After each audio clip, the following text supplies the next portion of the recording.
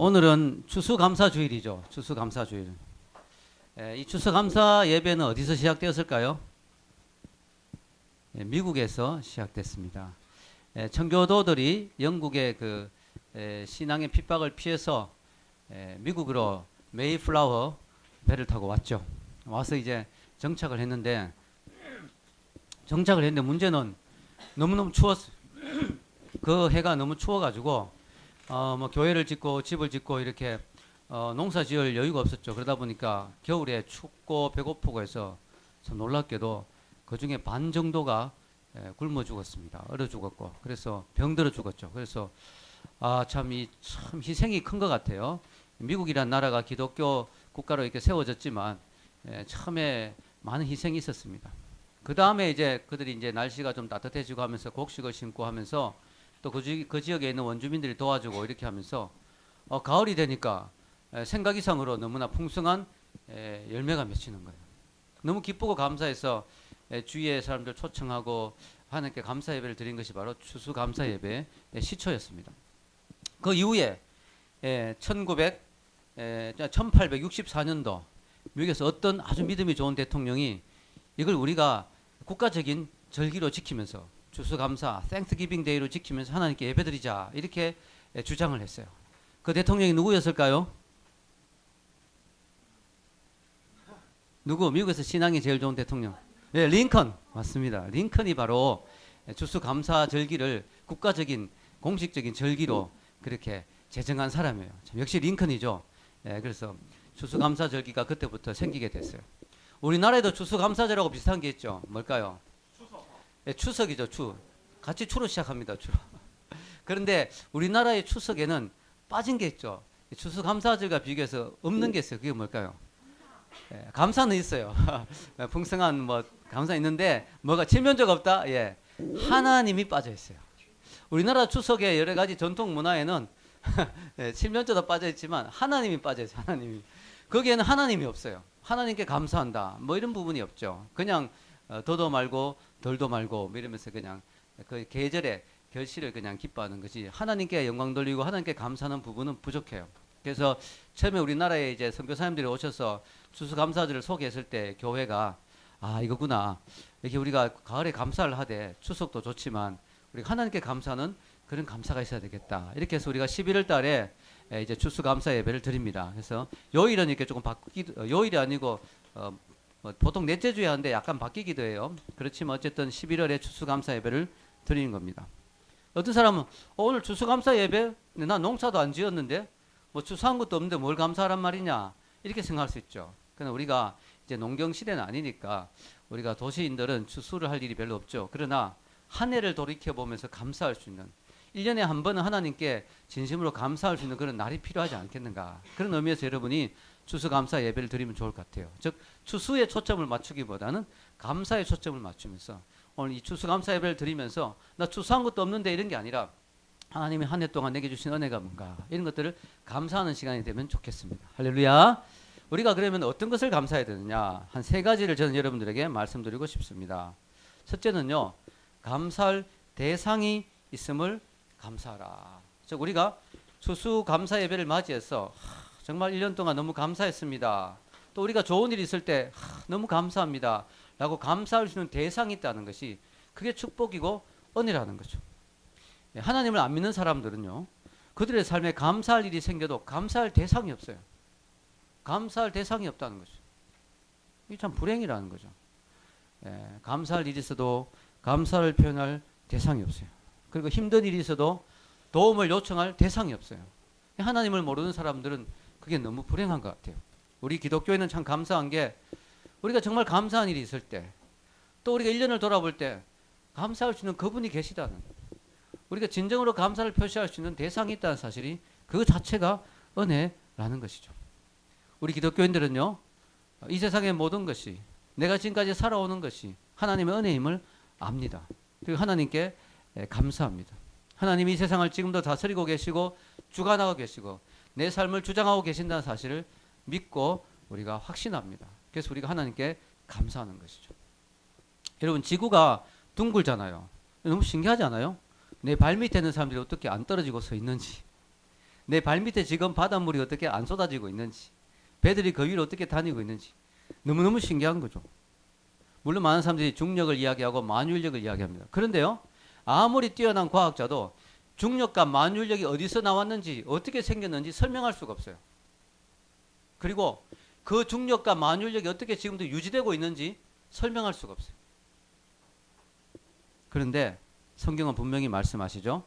이 세상 만물을 만드신 분, 그리고 그 만물을 지금도 유지하고 계신 분. 여러분, 큰 건물일수록 유지, 관리, 보수하는 게 되게 힘들잖아요. 근데 이 큰 지구를, 이 큰 우주를 유지하고 지금 관리하고 다스리고 계신 그분이 계시다. 이 만물을 지금도 붙들고 있는 분이 있기 때문에 만유인력이 지금도, 중력이 지금도 작용하고 있는 거죠. 그분이 누구라고 성경은 이야기합니까? 하나님이시고 또 예수님이라고 말씀합니다. 히브리서 1장 3절 우리 주보에 같이 한번 읽어보겠습니다. 시작. 이는 하나님의 영광의 광채시요 그 본체의 형상이시라. 그의 능력의 말씀으로 만물을 붙드시며 죄를 정결하게 하는 일을 하시고 높은 곳에 계신 지극히 크신 이의 우편에 앉으셨느니라. 아멘. 그가 누구냐면 예수님이거든요. 예수님은 하나님의 영광의 광채고 그분의 형상입니다. 그분과 함께 이 세상이 만들어졌죠. 예수님이 세상을 만드실 때 같이 하셨죠. 예수님을 통해서 모든 것이 만들어졌죠. 그리고 그분은 지금도 뭐요? 말씀으로 만물을 붙들고 계신다. 예수님은 지금도 만물을 유지하고 계시는 근원이세요. 이 과학자들은 알 수 없는 부분이죠. 예수님은 우리의 죄를 정결케 하시고 우리를 구원하실 뿐만 아니라 이 세상 만물을 지금도 다스리고 계시고 주관하고 계십니다. 우리 기독교는 이 사실을 아는 거죠. 그리고 하나님께 감사하는 거죠.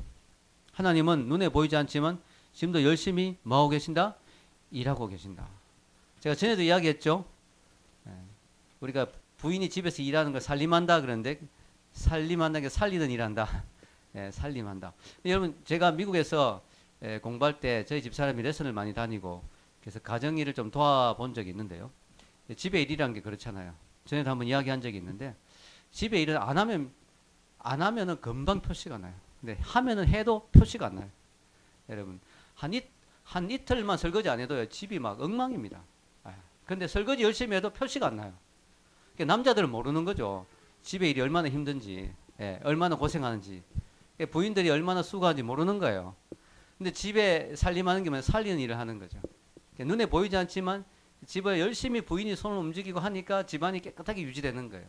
하나님도 지금도 마찬가지죠. 사람들이 하나님 어디 있냐고, 하나님 하고 있는 게 뭐냐고, 하나님 도대체 하는 일이 뭐냐고 그러지만 하나님은 지금도 우리의 생명을, 호흡을 유지하고 붙들어 주시고 만물을 붙들어 주시고 이 세상을 지금도 운행하고 계십니다. 아멘.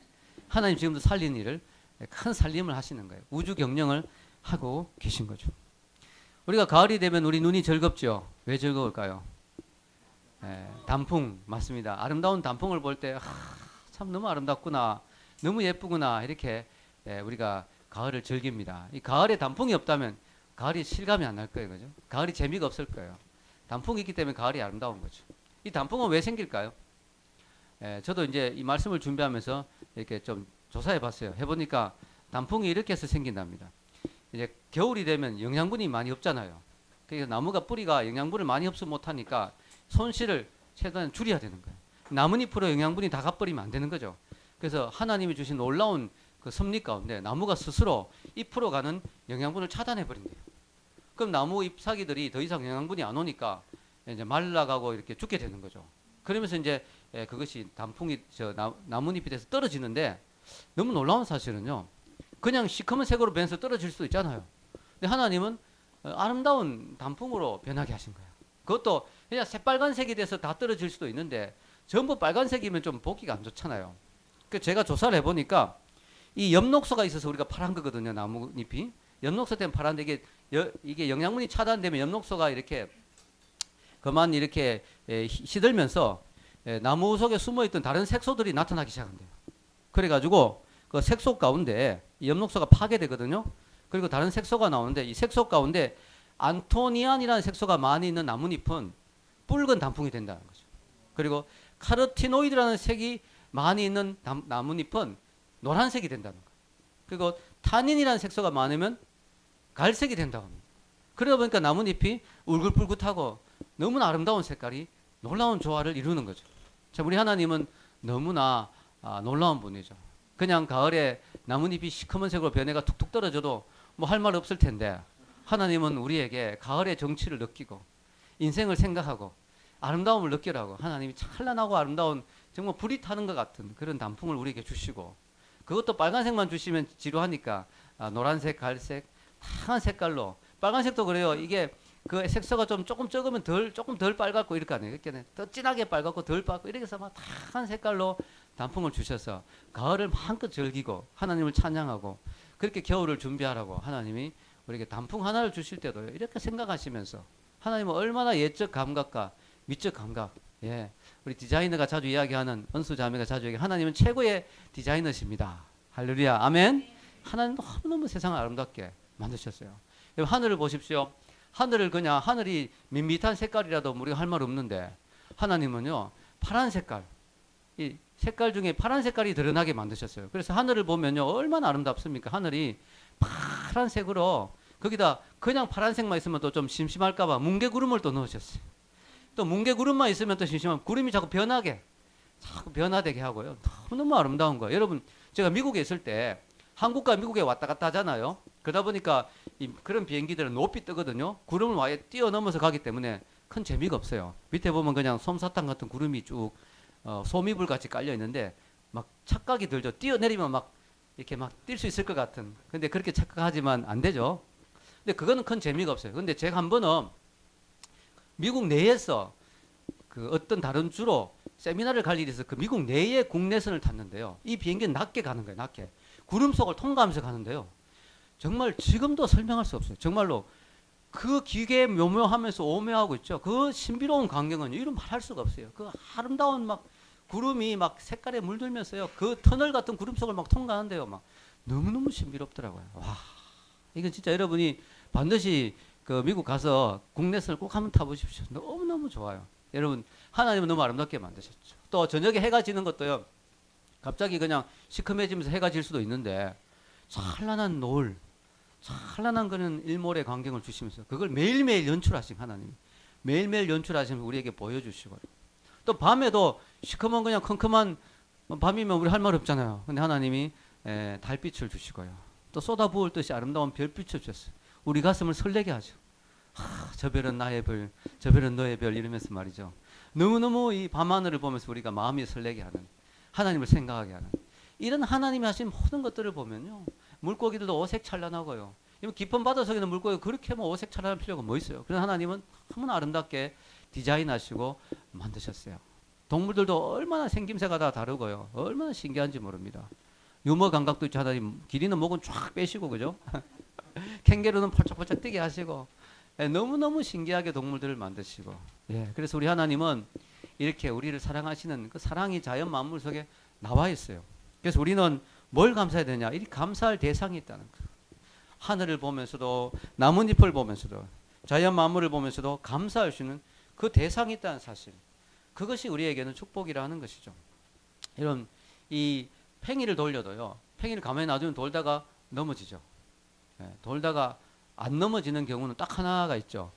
인셉션이라고 그 영화에 보면 이 꿈에서 이제는 팽이는 계속 돕니다. 그래서 팽이가 넘어지지 않느냐 보고 이 꿈인지 아닌지 뭐 분간한다 뭐 이러는데, 여러분, 우리가 팽이가 하나도 계속 돌리려면 힘이 작용해야 돼요. 이 지구가 계속 돌고 있고 자전하고 있고 공전하고 있고 태양계가 계속 움직이고 있고, 이거는 하나님이 계속해서 지금 붙잡고 계시고 역사하고 계신 것입니다. 성경은 분명히 말하고 있죠. 우리 시편 136편 8절에서 9절을 한번 읽겠습니다. 해로 낮을 주관하게 하신 이에게 감사하라. 그 인자하심이 영원함이로다. 달과 별들로 밤을 주관하게 하신 이에게 감사하라. 그 인자하심이 영원함이로다. 아멘. 이 고백을 할 수 있는 사람이 크리스찬이라는 거죠. 이게 우리에게는 축복이죠. 감사의 조건이 되죠. 두 번째는요, 구원의 은총에 감사해야 되죠. 구원의 은총. 무엇보다 우리는 하나님이 주신 그 구원의 은총을 감사해야 됩니다. 하나님 우리를 구원하셨잖아요. 그게 얼마나 감사합니까? 자다가 일어나서도 감사해야 되는 거죠. 여러분, 위대한 하나님의 사람의 특징, 참 훌륭한 크리스찬의 특징이 뭐냐? 평생 구원의 은혜에 감사한다는 거죠. 사도 바울이 왜 위대하냐? 사도 바울의 위대함, 사도 바울은 교회를 많이 개척하고 선교를 많이 하고 하나님의 일을 많이 했습니다. 그것도 위대하지만, 손을 얹으면 병이 나았습니다. 그것도 위대하지만, 저는 사도 바울의 진정한 위대함은요, 그가 평생도록 하나님이 주신 구원의 은혜에 감사하고 평생도록 겸손했다는 사실, 하나님 나 같은 죄인을 살리셨다, 나 같은 죄인을 구원하셨다는 사실을 늘 기억했다는 사실이 사도 바울의 위대한 점이에요. 디모데서는 바울이 가장 나중에 기록한, 거의 노년에 기록한 책이 디모데 전후서거든요. 근데 디모데 전서 말씀을 보면요, 이렇게 고백하죠. 1장 15절에서 16절을 읽겠습니다. 미쁘다 모든 사람이 받을 만한 이 말이여, 그리스도 예수께서 죄인을 구원하시려고 세상에 임하셨다 하였도다. 죄인 중에 내가 괴순이라. 그러나 내가 긍휼을 입은 까닭은 예수 그리스도께서 내게 먼저 일체 오래 참으심을 보이사 후에 주를 믿어 영생 얻는 자들에게 본이 되게 하려 하심이라. 아멘. 미쁘다 이 말이요, 그리스도께서 죄인을 구원하러 오셨는데 내가 죄인 중에 괴순이라. 여러분, 내가 죄인 중에 괴수였느니라고 말하지 않아요. 지금도 내가 괴수라는 거예요. 지금도 내가 죄인이라는 거예요. 지금도 내가 사실 하나님의 은혜가 아니면 살 수 없는 참 부족한 사람이라는 사실을 지금도 고백합니다. 바울은 평생 이 감격을 잊지 않았어요. 하나님은 나 같은 죄인. 그래서 여러분 평생 마음속에 흐르는 노래가 있어야 돼요. 그게 뭘까요? Amazing Grace, Amazing Grace. 나 같은 죄인 살리심, 나 같은 죄인 살리심, 그 은혜 감사해. 이게 평생 가야 되는 거예요. 평생. 이게 우리 그리스도인의 감사의 조건이 되는 거죠. 우리는 평생 나를 구원해 주신 은혜 하나만 해도요, 우리는 평생 감사해도 끝이 없어요. 그것만 해도 우리는 뭐 아무것도 못 가져도 평생 감사해도 끝이 없습니다. 왜? 내가 영원한 천국을 소유하게 됐는데. 얼마나 감사합니까? 여러분, 우리 믿는 사람들이 언제 신앙의 위기가 오느냐? 여러분, 내 신앙이 지금 위기인가? 아니면 내 신앙은 지금 건강한가? 어떻게 판단할 수 있느냐? 내게 구원의 감격이 있느냐? 아니면 이게 지금 식었느냐? 이게 내 신앙의 기준이 될 수 있어요. 내가 아무리 뭐 교회 봉사 열심히 하고 막 해도 내 마음을 내가 알잖아요. 내 속에 구원의 감격이 식어버렸어. 당연하다고 생각해. 그러면요, 내가 신앙에 지금 문제가 있는 거예요. 위기가 있는 거예요. 그러나 내가 참 감사하다, 참 은혜다, 너무너무 어메이징 그레이스다, 이 생각이 내 속에 계속 있다면 그 사람의 신앙은 건강한 거죠. 부부 관계도 마찬가지죠. 당연하다, 내 옆에 부인이 있는 게 당연하다, 내 옆에 남편이 있는 게 당연하다 생각하면 그게 이제 벌써 위기가 온 거죠. 위기가. 당연한 게 아니에요. 부인이 오늘 밤에 도망갈 수 있어요. 또 없을 수도 있어요. 감사한 거죠. 감사한 거죠. 늘 감사해야 돼. 내 옆에 사랑하는 그 사람이 있다는 건 감사한 거죠. 여러분, 우리 속에 이런 감격이, 그래서 우리가 참 두려운 게 뭐냐? 어떤 사람이 감사를 잃냐면 모든 걸 당연하게 여기다 보면 감사를 잃게 되는 거예요. 그래서 우리가 조심해야 되는 게 뭐냐면은 이 나의 삶에 이 신앙의 위기가 있느냐, 내가 구원을 당연하게 여기느냐면 감사하냐, 이걸 잘 봐야 되는 거죠. 크리스찬 작가였던 아스 골든이라는 사람이 있습니다. 아스 골든. 이 사람은 크리스찬인데도 불구하고 우울증에 걸렸어요. 크리스찬도 우울증에 걸릴 수 있잖아요. 우울증이 좀 심해졌어요. 그래가지고 글을 쓰려고 하는데 글이 소재가 안 나오는 거예요. 마음이 우울하니까 뭘 써야 될지도 모르겠고, 글 쓰려고 하니까 글도 안 되죠. 마음도 괴롭죠. 그러다가 막 너무너무 힘드니까 삶이 막 모든 걸 포기하고 싶어지는. 그래서 자살까지 시도. 다행히 자살을 하지는 성공은 못했어요. 이 세상에 성공하면 안 되는 게 있어요. 자살 시도. 이거 성공하면 안 돼. 자살 시도했는데 성공을 못했어요. 괴로워하다가 친구가 생각났어요. 내 친구가 참 의사지. 상담 심리 의사니까 이 의사를 찾아가야 되겠다. 친구를 만나가 여보게, 여보 이러자 보통 가까운 여보게, 내가 자네에게 솔직히 말하지 못했던 고민이 있는데 내 속에 기쁨이 없고 감사가 없고 삶이 너무 괴롭고 죽고 싶다. 내 크리스찬인데도 너무 괴롭다. 어떻게 해야 될까? 글도 안 나오고. 이 사람이 생각하더니 친구에게, 친구야, 자네가 어렸을 때 가장 즐겁고 좋아했던 일이 무엇이었지? 이렇게 물어보는 거예요. 나는 유달리 바다를 좋아했어. 바다 소리를 들으니까 참 행복했어. 바닷가에 앉아있는 걸 참 좋아했지. 그래, 그러면 내가 처방전을 지금 써주겠는데 내일 당장 바다로 가라고. 가서 이 처방전을 4개를 써주는데 한 개는 아침 9시에, 그 다음에 두 번째는 12시에, 세 번째 것은 3시에, 네 번째 것은 6시에 이렇게 차례차례로 처방전을 읽어보라고. 그렇게 이제 처방전을 써주고 보냈어요.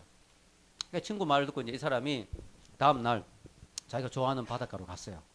바닷가에 딱 앉아가 이제 9시에 처방전 첫 번째 걸 딱 열어보니까 이렇게 적혀 있었어요. 자네가 좋아하는 파도 소리와 갈매기 소리와 같은 자연 소리를 마음껏 듣고 즐기게. 그 사람이 마침 이제 바다에 왔으니까 이 처방전대로 가만 앉아서 자기가 자연의 소리를 듣고 파도 소리를 듣고 옛날 회상하고 쫙 있는 게 마음이 편해지는 거예요. 12시가 됐어요. 두 번째 처방전을 탁 펼치니까 이렇게 적혀 있었어요.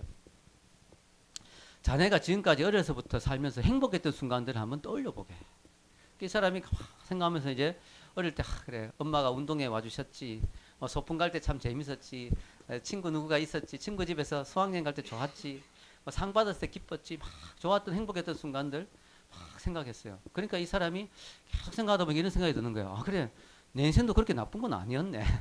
내 인생도 참 좋은 날이 많았네. 이런 생각이 드는 거예요. 3시가 됐습니다. 세 번째 처방전을 탁 펼쳤어요. 그러니까 이렇게 적혀 있었어요.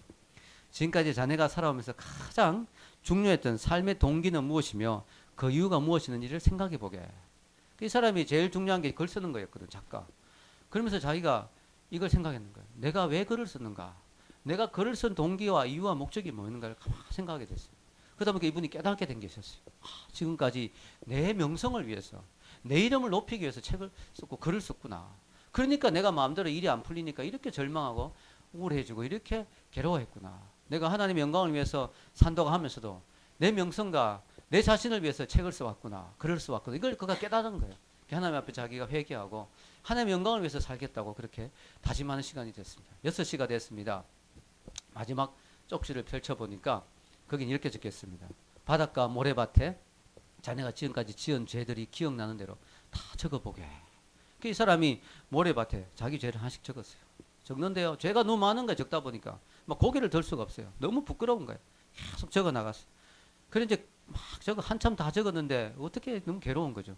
그 순간에 일몰 시간이 되고 파도가 밀려오기 시작하면서 자기의 모든 그 죄들을 다 파도가 덮으니까 깨끗하게 지워지는 거예요. 그걸 보면서 그의 마음에 주의 보혈이, 주님의 보혈이 내 죄를 이렇게 씻었구나. 이런 생각이 들면서 구원의 감격이 다시 찾아오는 거예요. 하나님 은혜가 너무 감사하다.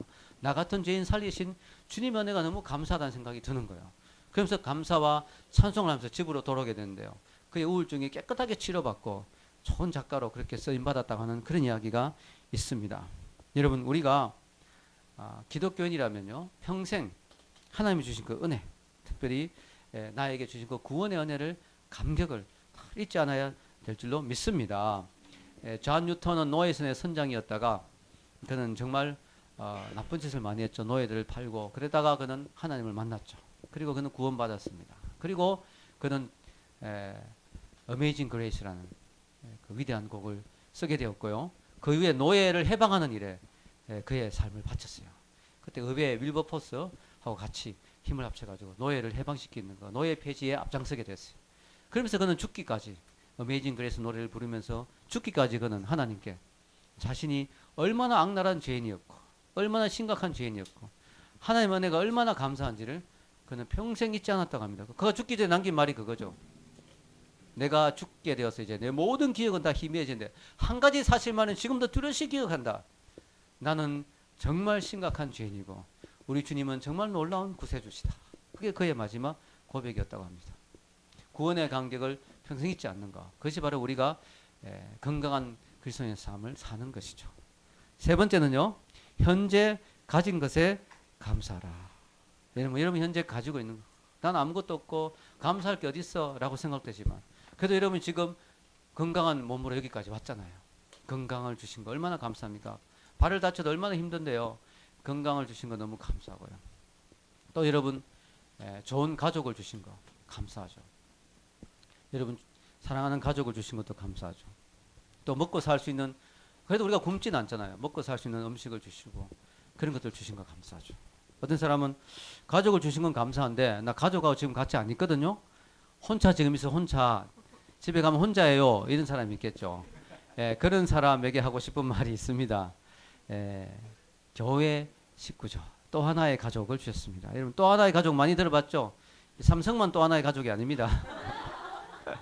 또 하나의 가족을 주셨어요. 바로 진짜 가족, 영적 가족을 주셨는데 우리가 교회 식구예요. 여러분들이 왜 이거냐면은 삼성은 언젠가는 우리가 퇴사하겠지만 여러분 우리 교회는 영원해요. 여러분 천국 가서도 우리가 영원히 같이 있을 거예요. 아멘?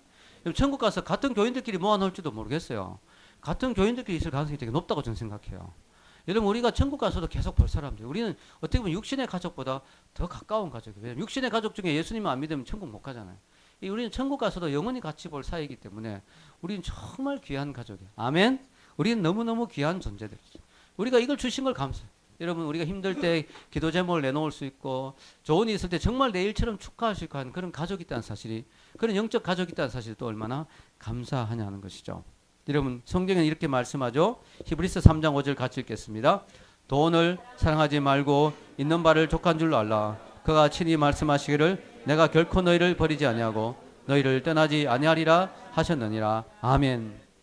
우리가 보통 가진 것에 감사하라 보면 돈을 먼저 생각. 넌 돈도 별로 없는데 뭐 감사할 게 뭐 있냐. 근데 성경에 뭐라고 말해요? 돈을 너무 그렇게 사랑하지 말고, 돈이 필요한 건 맞는데 돈을 너무 그렇게 사랑하지 말고 있는 바를 족한 줄로 여기고 하나님이 내게 있다는 사실, 결코 나를 떠나지 않는 하나님이 내게 있다는 사실, 그것만 해도 감사하지 않느냐. 너무 우리가 큰 욕심 부리거나 너무 큰 불만을 가지면 안 된다는 거죠. 여러분 북한에는 종교의 자유가 없습니다. 우리가 마음껏 찬송하고 기도할 수 있다는 것도 감사하고요. 우리가 이미 누리고 있는 것들이 너무 감사하죠. 여러분 우리가 참 경계하고 주의해야 될 게 뭐냐면 익숙한 것에 대한 익숙해지는 것에 대한 위험성. 익숙해지다 보면 감사가 없는 거예요. 당연하다고 생각하는 거죠. 익숙해지다 보면 당연하다고 생각하는 거예요. 그렇지 않습니다. 당연한 게 아닙니다. 너무너무 감사한 거예요. 여러분이 먼 곳에서 우리 교회를 사모해서 이렇게 예배 드리고 나온 것도 너무 감사하고, 목사 입장에 제가 볼 때는 여러분들이 와주신 게 너무 감사하고, 여러분도 제가 매주 말씀을 열심히 준비해서 전하는 거 감사하죠? 당연하다고 생각하지 마세요. 일주일 동안 꼬박 준비해요. 목사님 집에서 뭐 하세요? 아니에요. 여러분 설교 한 편 준비하는 거 진짜 쉽지 않습니다. 소논문이거든요. 이거 매주 여러분 소논문 쓴다고 생각해 보십시오. 쉽지 않습니다. 여러분 당연하다고 생각하지 마십시오. 여러분 집에서 밥을 차려주시는 어머님, 또 사랑하는 아내, 당연한 게 아닙니다. 여러분 모든 것을 감사해야 되죠. 프랑스에 한 젊은이가 있었어요. 이 사람은 평범한 대학을 나왔습니다. 그리고 결혼해서 2아이를 낳았어요. 그러다가 열심히 살고 성공해서 91년도 30대 후반의 나이로 프랑스의 세계적인 여성 패션 잡지인 엘러의 편집장이 됐어요. 나름대로 성공했죠. 그런데 그에게 위기가 왔습니다. 장 도미니크 보비라는 이름이 그 사람의 이름인데요. 이 보비가 95년 12월 8일 퇴근길에 차를 몰고 집에 오는데 갑자기 젊은 나이에 뇌혈관이 터지고 말았어요. 뇌졸중이 온 거예요. 뇌졸중이. 그래가지고 병원으로 실려갔는데요. 3주 후에 깨어났어요. 3주. 심각하죠. 3주에 깨어났는데 너무나 충격적인 것이 온몸이 마비가 되어버렸어요. 더군다나 심각한 게 뭐냐면은 팔다리만 마비된 게 아니라 혀까지 마비되고 음식을 삼킬 수 없을 정도로 온몸이 마비돼. 이게 가장 뇌졸중에 가장 안 좋은 증세라는데요. 락인, 자물쇠 증후군이라고 해가지고 몸이 자물쇠가 잠기듯이 온몸이 완전히 잠겨버린 거야. 몸이 너무너무 무거운 육체가 돼버린 거죠. 딱 하나 움직일 수 있는 게 있어요. 그게 뭐냐, 왼쪽 눈꺼풀. 그거 외에는 아무것도 움직일 수 없어요. 음식도 튜브로 먹어야 되고 산소호흡기로 숨을, 그렇게 누워있는 거예요. 완전히 폐인이 된 거죠. 이 사람이 참 대단한 게 가래 하나도 자기 마음대로 뱉을 수 없는 그런 몸이 됐는데요. 이 참 불굴의 의지를 가지고 이 사람이 어떤 생각을 하게 됐냐면, 내가 이렇게 아무것도 쓸 수 없지만 그래도 세상과 소통해야 되겠다. 내가 유일하게 할 수 있는 것을 활용해야 되겠다. 왼쪽 눈 이걸 가지고, 깜빡이는 걸 가지고 알파벳 숫자로 표시를 해가지고, 그래가지고 글을 쓰기로 마음을 먹었어요. 그래가지고 이 약속을 정한 거예요. 한 번 하면 뭐 A 뭐 이런 식으로 정해가지고, 어떤 식으로 정했는지 참 신기해요. 했더니 어떻게 의사소통을 했는지. 그래가지고 어쨌든 의사를 전달해가지고, 그래서 눈을 깜빡이면서 글씨를 쓰는 거예요. 그래가지고 옆에서 받아 적는 거죠. 이게 이제 특별히 그걸 이제 잘 알 수 있는 사람이, 훈련받은 사람이 옆에서 이제 딱 해가지고요. 그래가지고 어떻게 됐느냐. 이 사람이 책을 쓰기로 마음먹은 거예요. 그래서 15개월 동안 눈을 20만 번 깜빡거려가지고 책을 쓰죠. 그 책 이름이 잠수복과 나비입니다. 잠수복과 나비. 우리나라에도 번역돼 왔어요.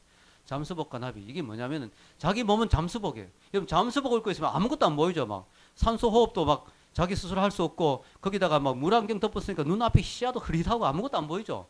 몸도 마음대로 못, 자기 몸이 그렇다는 거예요. 잠수복을 입고 있는 것 같아. 근데 내 영혼만은 나비가 되고 싶다는 것이, 헐 날고 싶다는 것이. 그래서 이 사람이 15개월 동안 20만 번 눈을 깜빡거려 가지고 책을 쓰고요. 그 후에 5년 후에 그는 무거운 잠수복을 벗고 나비가 되어 이 세상을 떠났습니다. 그게 나중에 영화로도 만들어졌어요. 이 사람 그게 영화로도 만들어졌는데요. 책으로도 나오고 참 유명하죠. 그 책의 한 부분을 제가 잠깐 소개하겠습니다. 짧은 문장인데요. 그 한 부분이니까 여러분 보기엔 짧은 문장이면 그는 엄청나게 눈을 많이 깜빡거리고 고생해서 쓴 글이죠. 그는 이렇게 말합니다. 그의 책의 한 대목입니다. 내 삶 속의 어느 하루라는 부분인데요. 이렇게 그는 적었어요. 면도하기, 옷 입기, 코코아 한 사발 마시기 등 지금 생각하면 기적같이 여겨지지만 당시에는 대수롭지 않은 일상적인 모든 동작들을 생각 없이 기계적으로 해치웠다.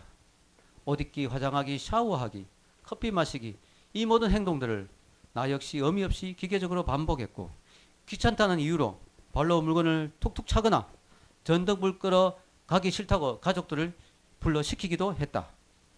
움직일 수 있는 한 부지런히 움직이고 뭔가 할 수 있을 때 열심히 하는 것 이것이 내 삶에 대한 예우며 내게 생명을 준 조물주에 대한 답례이다. 감동적이죠. 이게 눈 하나밖에 못 깜빡이는 사람이 이렇게 이야기하는 거야. 내가 누워보니까 내가 움직이는 모든 것이 은혜다. 내가 모든 것이 차 마시고 샤워하고 뭐 이게 다 기적이다. 기적. 할 수 있을 때 움직일 수 있을 때 늘 움직이고 감사하고 그런 마음을 가져야 된다는 것을 그가 이야기합니다. 여러분 우리는 이런 분들을 보면서 하나님이 이런 사람을 허락하신 이유가 아마 우리에게 그런 교훈을 주시기 위해서라고 생각해요. 여러분이 움직이고 밥을 마음대로 먹을 수 있고 정말 숨을 여러분 호흡을 마음대로 할 수 있고 이거 다 얼마나 큰 축복이고 은혜고 기적이라는 사실을 알도록 하나님이 이런 분들을 통해서 우리에게 교훈을 주시는 것 같습니다. 여러분 우리는 우리에게 주어진 모든 것들 현재 누리고 있는 모든 삶에 감사해야 됩니다. 어떤 사람은 직장 생활이 너무 힘들다고 불평을 할 수 있죠. 직장에 가서 상사들이 너무 나를 끓고 괴롭히고 스트레스 되고 일이 너무 힘들고 너무 괴로워 뭐 그럴 수 있습니다. 그런데요 여러분 유명한 그 글 쓰는 정호성이라는 사람이죠. 그분이 쓴 책에 보면 그분이 어느 날 지하 광부에 가서 인터뷰를 했어요. 광부하고 인터뷰를 하면서 당신의 직업에 대해서 한번 한마디 해주십시오. 소원이 있습니까? 제 소원은요 그 광부가 이야기를 땅 위에서 일하는 직업을 좀 갖고 싶습니다. 그러면서 그분이 이야기하기를 땅 위에서 일하고 있는 분들은 자기가 얼마나 좋은 직업을 가졌는지 모르고 있다고. 그 이야기를 듣니까 참 와닿더라고요. 그분은요 땅 속에서 일하는 거예요. 땅 속에서 얼마나 괴롭겠어요. 캄캄한 데서 막 자욱한 그 석탄을 마시면서 언제 무너질지 모르는 그 갱도에서 일하면서 땅에서 일만 하면 나는 막 뭘 해도 정말 행복할 것 같다고 그렇게 이야기합니다. 여러분 직장이 괴롭고 힘들 때 내가 땅 위에서 일하고 있다는 사실 할렐루야 그것만 해도 감사해. 그것만 해도 감사한 거죠. 여러분 어떤 분이 그런 말 하더라고요. 여러분 직장은 골치가 아프고 스트레스가 있는 것이 정상입니다. 만약에 직장이 그렇게 신나고 재밌는 곳이라면 왜 사장이 아침마다 입장료를 받고 넣어주지 그렇게 비싼 돈을 받고 비싼 돈을 주고 월급을 주면 일을 시키겠습니까? 직장이 되게 재밌고 즐거운 곳이라면 들어올 때 여러분 놀이 어뮤즈먼트 파크 가면은 돈 내고 들어가잖아요. 여러분 직장이 좋고 재밌고 막 행복한 곳이라면 돈 내고 들어가게 만들지 왜 돈을 줘가면서 일을 시키겠냐 이거죠. 그래서 여러분 힘들어도 일할 수 있다는 것이 감사하고요. 물론 아직까지 직장이 정해지지 않았거나 또 진로가 인턴을 하고 있다든가 내가 아주 정규직이 안 됐고 진로가 확실치 않거나 또 공부를 하고 싶은데 아직까지 길이 안 열렸다든가 뭐 이런 분들도 많이 있을 수 있습니다. 그런 분들은 힘들겠죠. 그러나 현재에 감사하면서 기도하다 보면 하나님이 길을 열어주실 줄로 믿습니다. 제가 처음에 교회를 개척할 때요. 아마 제가 처음에 교회 개척할 때 이 모습을 이렇게 다 하나님 기도하는데 환상을 보여줘서 막 행복했을 거예요. 이렇게 좋은 교인들이 많구나. 김영민 목사님하고 지난주에 통화를 했는데 와, 이 교회는 너무너무 교인들이 눈빛이 막 반짝이고 살아있고 너무너무 일꾼 될 수 있는 좋은 사람들이 너무 많아 보인다고 그러시더라고요. 그래서 제가 우리 교인들이 참 좋은 교인들입니다. 제가 복이 많아서 참 좋은 교인이 많이 왔습니다. 이렇게 말씀드렸는데요. 여러분들 봤다면 제가 행복했겠죠. 미리 볼 수 있었으면. 그러나 그때는요. 교회를 아무리 하려고 해도 교회 자리가 안 나오는 거예요. 막 계약하면 다 깨지고 교인도 한 명도 없고 막 너무 괴로워. 그걸 한 1년 정도 그래. 1년 정도. 너무 괴로운 거예요. 하나님이 나를 분명히 목사로 부르셨을 때는 목회를 하도록 부르셨을 텐데 왜 나는 이렇게 교회가 없는가? 다른 사람들은 다 교회가 있는데, 자기 교회가 있는데 왜 나는 교회가 없는가? 너무 괴롭더라고요. 그런 시간들이 있더라고요. 여러분들이 지금 힘든 시간이 있는 분이 있을지라도 현재를 감사하면서 믿음으로 기도하면 하나님이 반드시 인도해 주실 줄로 믿습니다. 오늘 다윗을 보면요, 다윗이 이 압살롬의 반역 때문에 광야로 다시 쫓겨가게 됐어요. 이 다윗이 참 신사죠. 내 아들하고 어떻게 싸우겠나? 아들이 반역했지만 괘씸하지만 내가 아들하고 어떻게 싸우겠나? 그래서 아들에게 왕궁을 넘겨주고 쫓겨나간 거예요. 울면서, 성경은 울면서 맨발로 쫓겨나간 거예요. 광야에 가니까요, 있을 곳이 없잖아요. 그 하루아침에 왕의 권좌에 앉아있던 그 왕이 말이죠, 하루아침에 쫓겨나가지고 그 광야로 가서 너무나 비참하게 그렇게 그 광야에서 이제 사는 거죠. 너무 힘든 거죠. 거기서 이제 다윗이 이런 시를 읽게 되는 것입니다. 여러분, 이 시는 다윗이 고통 가운데, 광야의 고통 가운데 선 시입니다.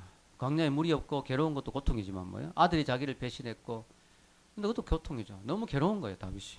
근데 참 신기한 게 보면 다윗이 이 광야에서 시를 쓰는데 그 시의 첫 마디가 하나님이에요, 하나님. 참 놀랍죠, 다윗은. 괴로워서 시를 쓴 거예요. 그렇지만 이 시에는요, 괴로운 말도 나오지만 이 시가 보면 감사와 찬송이 있습니다. 왜냐? 다윗이 현실은 괴로운데 그 괴로운 가운데서 괴로워 몸부림치면서 하나님을 부르고 하나님을 부르고 기도하다 보니까 하나님이 생각이 나고, 하나님이 자기 주신 은혜가 생각나고, 하나님이 자신에게 베푸신 긍휼이 생각나고. 다윗이 사실 죄를 지어서 지금 쫓겨온 거거든요. 바세바 사건 때문에 이런 엄청난 고통이 온 거예요. 다윗이 자기 죄 때문에 이렇게 된 거 알아요. 하나님 앞에 회개하고, 그럼 하나님이 긍휼이 있기 때문에 자기가 죽지 않았고, 하나님이 또 자기를 도와주실 것을 믿고, 하나님 은혜와 사랑, 그 지금까지 베푸신 은혜를 기억하니까 다윗이 희망이 생기는 거죠. 그래서 하나님께 감사와 찬송을 하게 됩니다. 너무 놀라운 사실은 다윗은 고통 가운데 시를 쓰면서 절망하지 않고 하나님을 바라보고 하나님을 찬양합니다. 오늘 같이 한번 읽어보겠습니다. 시작. 하나님이여, 주는 나의 하나님이시라. 내가 간절히 주를 찾되 물이 없어 마르고 황폐한 땅에서 내 영혼이 주를 갈망하며 내 육체가 주를 앙모하나이다. 내가 주의 권능과 영광을 보기 위하여 이와 같이 성소에서 주를 바라보았나이다.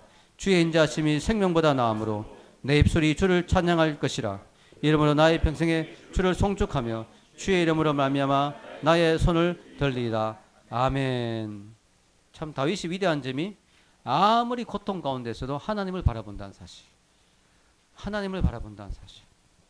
다윗은 고통 가운데서도 자신이 기도할 수 있는 하나님이 있다는 사실, 감사할 수 있는 하나님이 있다는 사실, 찬송할 수 있는 대상이 있다는 사실에 감사했습니다. 그래서 다윗은 평생 하나님을 찬양할 거라고 고백을 합니다. 나의 평생의 주를 송축하며. 다윗은 일이 잘 풀리면, 왕국을 되찾으면, 자기의 지위가 회복되면 감사할 거라고 이야기하잖아요. 다윗은 내가 현재 상황이 괴롭지만 그럼에도 불구하고 나는 나의 하나님께 평생 영원토록 찬양하겠다고 고백을 합니다. 왜냐? 자기의 상황이 어떻게 되든 하나님의 하나님 되심은 변하지 않을 것이기 때문이죠. 그는 그 하나님을 신뢰합니다. 특별히 그의 고백 중에 영어로 이런 고백이 있죠. 나의 주의 인자심이 생명보다 나음으로. 이 표현, Because your love is better than life, my lips will glorify you. 대단한 말입니다. 주의 인자심이 생명보다 낫다. 무슨 말입니까? 내가 생명을 잃는 한이 있어도, 내가 죽는 순간이 있어도 주님의 인자심을 의심하지 않겠다는 거죠.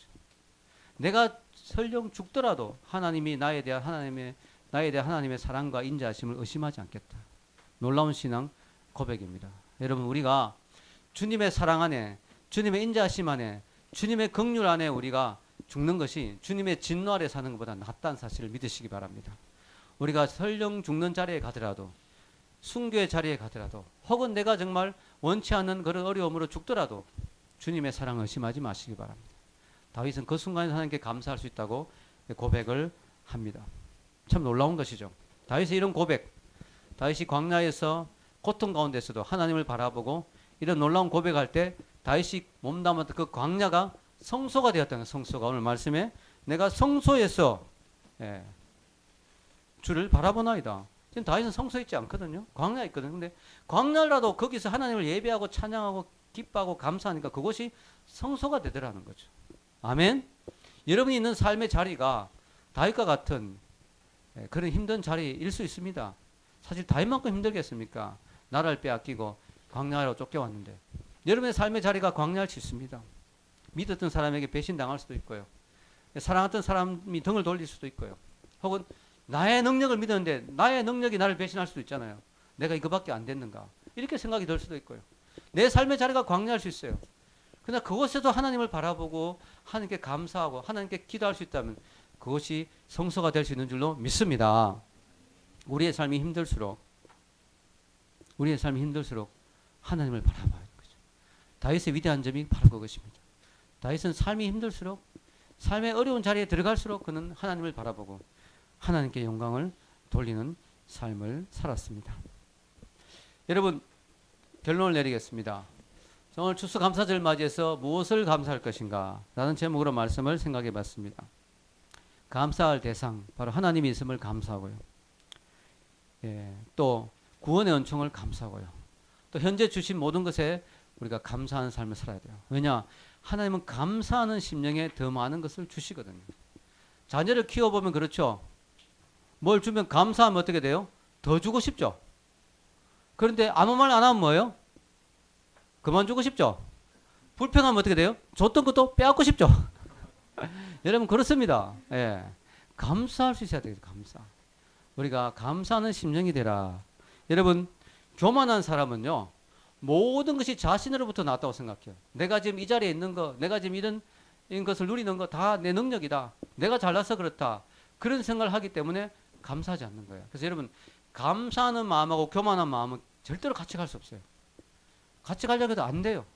우리가 감사하는 사람이 되는 게 왜 그래 중요하냐면요, 감사하는 사람이 된다는 건 뭐냐면 그 사람의 심령이 겸손한 심령이 된다는 거예요. 아멘? 겸손한 심령이 안 되거든요, 감사할 수가 없어요. 우리가 왜 감사하느냐? 내가 가진 모든 것, 내가 누리는 모든 것, 내가 갖고 있는 혜택, 하나님의 은혜라고 생각하기 때문에 우리가 감사한 거죠. 당연하다고 생각 안 하는 거예요. 당연하다 아니에요. 당연하지 않습니다. 하루아침 우리가 몸져 누울 수도 있잖아요. 우리가 건강하고 내가 지금 이렇게 주님을 섬길 수 있는 거 감사한 거죠. 내가 누릴 수 있는 모든 것이 감사하다. 우리가 감사하는 심령에는 교만이 찾아올 수가 없어요. 낙심이 찾아올 수가 없습니다. 감사하는 심령에는 기쁨이 있고 은혜가 있고 감동이 있고 겸손이 있는 것이죠. 여러분 죄인의 특징이 뭘까요? 죄인의 특징은 감사가 없는 거예요. 로마서 1장 21절 같이 한번 읽어보겠습니다. 하나님을 알되 하나님으로 영화롭게도 아니하며 감사치도 아니하고 오히려 그 생각이 허망하여지며 미련한 마음이 어두워졌나니. 죄인의 특징이 뭐냐? 어떤 사람이 죄인이냐? 죄를 많이 짓는 사람도 죄인이지만 죄인의 그 심령이 더 중요한데, 그 심령 상태를 보면 그 죄인의 특징은 감사가 없어요. 하나님께 영광 돌리는 부분이 없어요. 교만해지는 거죠. 내가 잘나서 그렇게 됐다고 생각하고 내가 대단하다고 생각하는 거죠. 그러니까 이 죄인이 되는 거죠. 여러분 죄는요 마음으로부터 시작되는 거죠. 겸손한 마음엔 죄가 들어올 수가 없어요. 그러나 교만한 마음엔 죄가 들어가는 거죠. 여러분 익숙한 거 당연하다고 생각하지 마십시오. 설교의 왕자인 스펄전 목사님은 다음과 같은 말을 했어요. 스펄전 목사님 다운 말씀이죠. 우리에게 별빛을 주신 은혜를 감사하면 하나님께서 우리에게 달빛을 주실 것이고, 우리에게 달빛을 주신 은혜를 감사하면 하나님께서 우리에게 햇빛을 주실 것이며, 우리에게 햇빛을 주신 은혜를 감사하면 하나님은 우리를 햇빛도 필요 없는 천국으로 인도하여 주실 것입니다. 아멘. 이게 스펄전 목사님의 신앙 고백이에요. 그렇습니다. 불평하는 사람은 있는 것도 빼앗깁니다. 그러나 감사하는 사람은, 작은 데서부터 감사하는 사람, 하나님이 더 큰 걸로 감사할 일들이 많게 해주시고 결국 우리가 영원한 감사가 넘치는 천국. 천국의 특징은요 감사가 넘치는 곳이에요. 요한계시록 보면 감사하라, 감사하라, 감사가 넘치. 지옥의 특징은 불평이 넘치는 것이죠. 영원한 감사가 넘치는 천국으로 인도하실 것입니다. 이런 은혜가 있기를 주의 이름으로 축원합니다.